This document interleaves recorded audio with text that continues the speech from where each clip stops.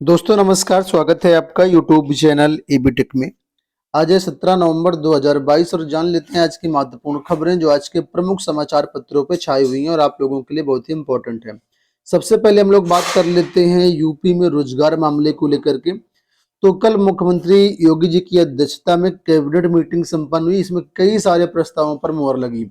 उसमें से जो युवाओं के लिए बात निकल के आई वो ये है कि 1 लाख लोगों को यहाँ पर रोजगार दिया जाएगा। साथ में पीटी 2021 जो वैधता आपके प्रमाण पत्र उसकी वैधता पर 8 जनवरी तक बढ़ा दी गई, इसकी भी मुहर लग गई है। तो इसी के बारे में यहाँ पर देखो पूरी अपडेट दिया गया कि अगले 5 वर्ष में सूचना प्रौद्योगिकी एवं सूचना प्रौद्योगिकी जनित सेवा से जुड़े उद्योगों में 5,000 करोड़ का निवेश जुटा करके 1 लाख युवाओं को रोजगार दिया जाएगा। आईटी आईटीईएस क्षेत्र में निवेशकों को न्यूनतम 5 करोड़ के निवेश पर 10% सब्सिडी भी दी जाएगी। इसकी अधिकतम सीमा 50 करोड़ रुपए होगी। तो कुल मिलाकर के 1 लाख भर्तियों की बात यहाँ पर की गई है। इस न्यूज को यहाँ भी कवर किया गया। यहाँ पर भी आप लोग देख सकते हैं कि यूपी कैबिनेट का फैसला, सूबे के हर क्षेत्र में आईटी सिटी, सभी मंडलों में बनेंगे आईटी पार्क। और यहाँ पर देखो लिखा है नंबर 1 में 1 लाख युवाओं को रोजगार देने का लक्ष्य। इस तरह के कई सारे प्रस्तावों पर मुहर लगी जो कि आप यहाँ पर देख सकते हैं। आपको बताना चाहेंगे कि ये सभी जो न्यूज होती है हमारे टेलीग्राम पर अवेलेबल रहती है। टेलीग्राम का लिंक वीडियो के डिस्क्रिप्शन बॉक्स में दिया गया, आप लोग क्लिक करके ज्वाइन कर लीजिए तो वहां पर अपडेटेड रहें। बात करेंगे दूसरी अपडेट के बारे में जो शिक्षक भर्ती एलिजिबिलिटी क्राइटेरिया को लेकर के है। यहाँ पर जो अपडेट है वो है उच्च प्राथमिक विद्यालयों में शैक्षिक अर्हता को लेकर के। लिखा है कि 12 साल भी शिक्षक तैनाती का नियम नहीं। प्रदेश के 45,000 से अधिक परिषदीय उच्च प्राथमिक स्कूलों में 12 साल बाद भी शिक्षकों की तैनाती का नियम नहीं बन पाया है। इस वजह से आरटीई के अनुसार कक्षा 6 से 8 तक के छात्र छात्राओं को गुणवत्तापूर्ण शिक्षा नहीं मिल पा रही है। एनसीटीई ने 23 अगस्त 2010 को एक अधिसूचना जारी की थी जिसमें शिक्षकों की तैनाती के संबंध में गाइडलाइन दी थी, लेकिन बेसिक शिक्षा परिषद के अधिकारी उसे आज तक लागू नहीं कर पाए हैं। अब दोस्तों यहाँ पर होता ये नियमावली में ये उल्लेख है कि जूनियर विद्यालयों में वही शिक्षक मतलब पात्र है पढ़ाने के लिए जिसने ग्रेजुएशन में सारे सब्जेक्ट पढ़े हों जो उसे जूनियर में पढ़ाने हैं। जैसे सपोज करो अगर किसी टीचर की नियुक्ति सामाजिक विज्ञान के पद पर होती है तो उसने ग्रेजुएशन में इतिहास, भूगोल, नागरिक शास्त्र, अर्थशास्त्र में किन्हीं 2 विषयों को पढ़ा हुआ होना चाहिए। लेकिन वर्तमान में जूनियर में तो भर्तियां डायरेक्टली बंद ही हैं और जो प्राइमरी से प्रमोशन होकर के जाते हैं जूनियर में शिक्षक, उनमें इस तरीके से जो एलिजिबिलिटी क्राइटेरिया है उसको नहीं देखा जाता है और यही मामला यहाँ पर जो है फंसा हुआ है।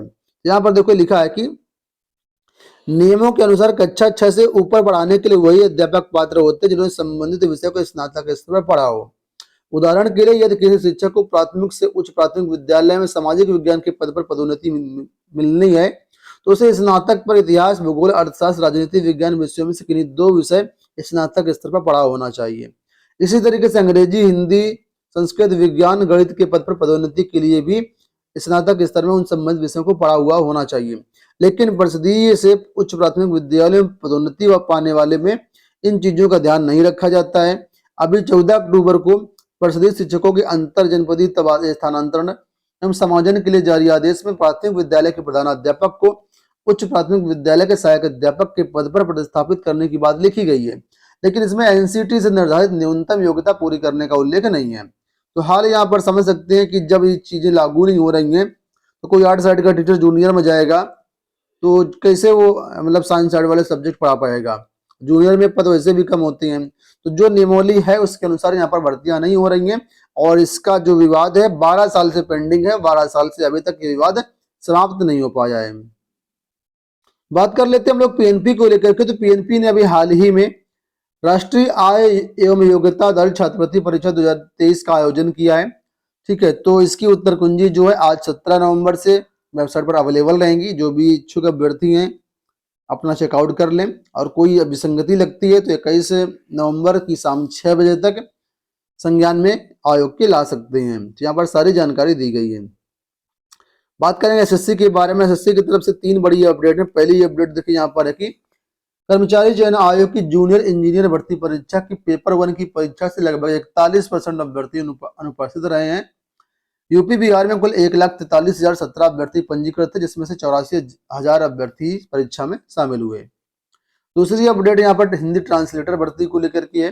कर्मचारी चयन आयोग ने junior Hindi translator, junior translator और सीनियर ट्रांसलेटर परीक्षा 2022 के प्रथम प्रश्न पत्र का परिणाम 3 नवंबर को जारी किया था। आयोग ने इसकी अंतिम उत्तर कुंजी जो है बुधवार को जारी कर दिया है। ये आयोग की वेबसाइट पर 30 नवंबर तक उपलब्ध रहेगी।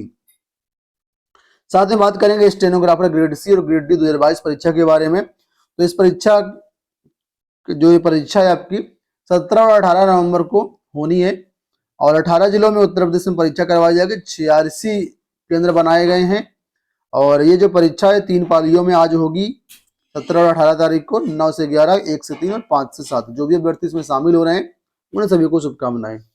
बात करेंगे लोक सेवा आयोग के बारे में। तो लोक सेवा आयोग से 3 बड़ी अपडेट है। पहली अपडेट देखो यहाँ पर है, एपीओ परीक्षा का परिणाम संशोधित है। उत्तर प्रदेश लोक सेवा आयोग ने पूर्व में घोषित परिणाम में गड़बड़ी का पता चलने के बाद अब ये परिणाम दोबारा से जारी किया है। तो लोक सेवा आयोग ने एपीओ भर्ती 2022 के प्रारंभिक इम्तिहान के परिणाम को संशोधित किया है। बुधवार को संशोधित परिणाम जारी कर दिया गया है। दिव्यांग उप श्रेणी के परिणाम में गड़बड़ी के चलते परिणाम को संशोधित करना पड़ा है। तो यहाँ पर परिणाम जो है नया वाला वो अवेलेबल है, वेबसाइट पर चेकआउट कर सकते हैं। इसके साथ ही लोक सेवा आयोग ने 5 भर्तियों के प्राप्तांक और कट ऑफ अंक जारी कर दिए हैं। लोक सेवा आयोग ने 5 अलग अलग सीधी भर्तियों के प्राप्तांक कट ऑफ जारी कर दिए गए हैं। साथ में पीसीएस भर्ती के भी कट ऑफ जारी कर दिए गए हैं। आप लोग जो इनको चेकआउट कर सकते हैं लोक सेवा आयोग की वेबसाइट के माध्यम से। और ये जो तीसरी अपडेट है यहाँ पर ये कि प्रतीक्षा सूची के अभ्यर्थियों को नियुक्ति। लोक सेवा आयोग के यूपी आयुष विभाग के अंतर्गत प्रवक्ता मुअल्लिज जात के पद पर चयनित अभ्यर्थी ने अपना अभिवर्तन वापस ले लिया। इस पर आयोग ने योग्यता सूची के अनुसार नए अभ्यर्थियों को यहाँ पर ज्वाइनिंग दे दी है। चलिए अगली अपडेट यहाँ पर बात कर लेते हैं हम लोग जीआईसी प्रवक्ता ज्वाइनिंग के बारे में और एलटी ग्रेड ज्वाइनिंग के बारे में। आप लोग जानते हैं कि 30 अक्टूबर को इनके ज्वाइनिंग लेटर मिलने थे लेकिन अब तक नहीं मिल पाए हैं। तो मामला यहाँ पर फिर से आया है कि नियुक्ति के लिए भेज रहे पंजीकृत पत्र। राजकीय माध्यमिक विद्यालयों में चयनित सहायक अध्यापक और प्रवक्ता परिणाम जारी होने के महीनों बाद भी नियुक्ति न मिलने से परेशान है। नियुक्ति की मांग को लेकर के चयनित अभ्यर्थी विभाग को पंजीकृत डाक के माध्यम से पत्र भेज करके नियुक्ति की मांग कर रहे हैं। आप लोग जानते हैं 123 वेटिंग लिस्ट वाले अभ्यर्थी हैं एलटी ग्रेड के और 1272 प्रवक्ता हैं। इनके लिए 20 अक्टूबर तक ऑनलाइन विकल्प लिए गए थे कॉलेज चॉइस के लिए और इसके बाद 30 अक्टूबर तक इनका पदस्थापन होना था, लेकिन अभी तक इनकी नियुक्ति नहीं हो पाई है। तो यहाँ पर देखो अपडेट दिया गया है कि फिलहाल अभी देरी क्यों हो रही है, इसमें कोई भी अफसर कुछ बोलने को तैयार नहीं है। तो मैंने 30 तारीख को ये एक वीडियो के माध्यम से बताया था आप लोगों को कि फिलहाल इसमें महीना खान लग जाएगा। तो फिलहाल आप लोग थोड़ा सा महीना खान का इंतजार करिए और ये मान लीजिए कि जो नियुक्ति पत्र हैं मुख्यमंत्री जी ही देंगे आपको, जब उनको फुर्सत मिलेगी तब देंगे। ठीक है, तो परेशान होने की जरूरत नहीं है। जो कुछ भी अपडेट होगी हम आपको चैनल के माध्यम से प्रोवाइड करते रहेंगे। बात कर लेते हैं 32,000 अनुदेशक भर्ती को लेकर के। तो मामला सुप्रीम कोर्ट से होकर के फिर हाई कोर्ट की तरफ जाता हुआ दिख रहा है। तो यहाँ पर देखो बताया गया है कि बेसिक शिक्षा परिषद के 45,000 से अधिक उच्च प्राथमिक स्कूलों में शारीरिक शिक्षा विषय के 32,022 अनुदेशक की भर्ती का विवाद सुप्रीम कोर्ट ने 3.25 साल बाद वापस हाई कोर्ट को भेज दिया है। 10 नवंबर के आदेश में सर्वोच्च न्यायालय ने अनुदेशक भर्ती निरस्त करने के यूपी सरकार के फैसले पर कोई टिप्पणी करने से इनकार करते हुए याचिकाकर्ताओं को छूट दे दी है कि वे हाईकोर्ट में याचिका कर सकते हैं। साथ ही हाईकोर्ट से पहले लंबित याचिकाओं में जल्द सुनवाई का अनुरोध किया है। 19 सितंबर 2016 को तत्कालीन सपा सरकारों ने शारीरिक शिक्षा और खेलकूद के 32,000 अंशकालिक प्रक्रिया भर्ती जो है शुरू की थी, लेकिन मामला बाद में जब सरकार बदल गई तो भर्ती पर रोक लग गई। मामला पहले हाईकोर्ट में गया, फिर डबल बेंच में गया, फिर सुप्रीम कोर्ट में गया। सुप्रीम कोर्ट ने फाइनली कह दिया कि आप लोग जो है हाई कोर्ट जाएं और वहां पर जो रोक लगी उस पर किसी तरीके की कोई रोक नहीं है और इस भर्ती आगे प्रक्रिया कंप्लीट होगी।